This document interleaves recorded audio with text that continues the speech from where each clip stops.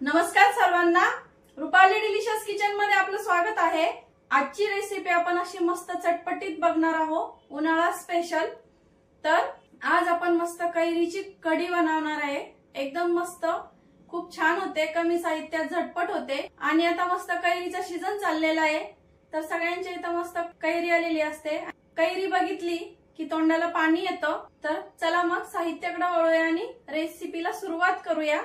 आपण इथं एक कैरी घेतलीये, मी ही तोतापुरी कैरी घेतलीये आणि साळून घेतलीये, म्हणजे त्याचे साल काढून घेतले। कोथिंबीर घेतलीये थोडीशी, 4 ते 5 हिरव्या मिरच्या, अर्धा इंच आलं, लसूण घेतलाय। यातल्या 4 पाकळ्या लसूण आपल्याला ठेचून घ्यायचा आहे, बाकीचा वाटण्यासाठी वापरायचा आहे। 3 कढीपत्त्याचे काड्या घेतले, थोडंसं ओलं खोबरं घेतलंय, फोडणीसाठी मोहरी, जिरं, हळद, धना पावडर, चवीपुरतं मीठ, 2 चमचे आपल्याला इथं डाळीचं पीठ घ्यायचंय आणि हिंग घेतलाय।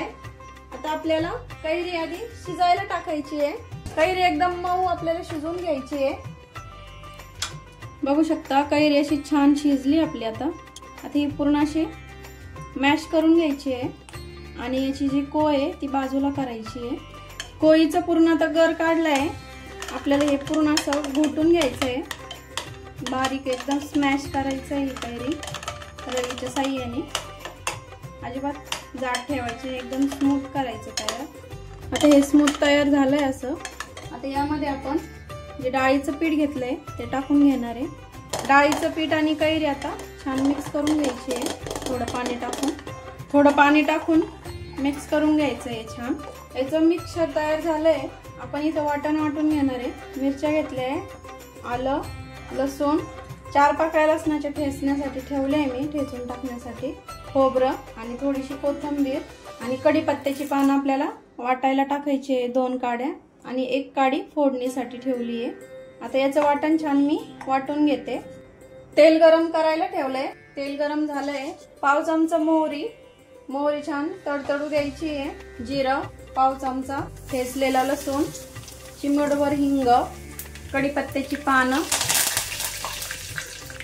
पाव चमचा हळद, अर्धा चमचा धना पावडर आणि वाटून घेतलेलं आपण इथं आता वाटण टाकून घेणार आहे।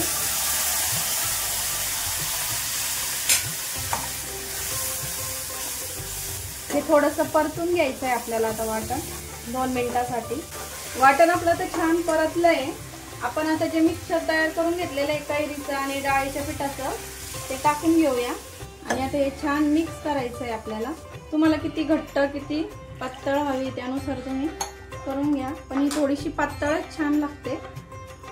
उन्हाळ्यामध्ये ही कढी नक्की करून बघा, खूप छान लागते, एकदम चटपटीत अशी। तोंडाला चव नसले किंवा काही खावंसं वाटलं नाही तर आपण हे पटकन करू शकतो 15 मिनिटांमध्ये।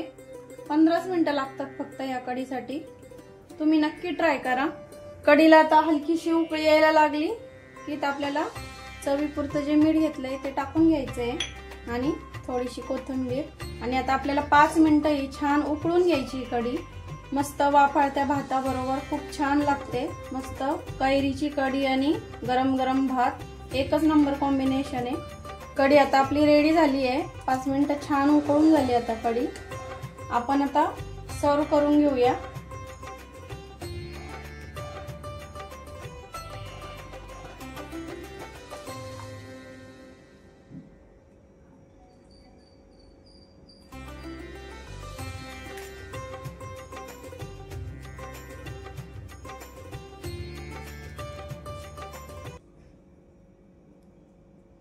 चटपटीत कैरीची कढीची रेसिपी कशी वाटली कमेंट करून नक्की सांगा।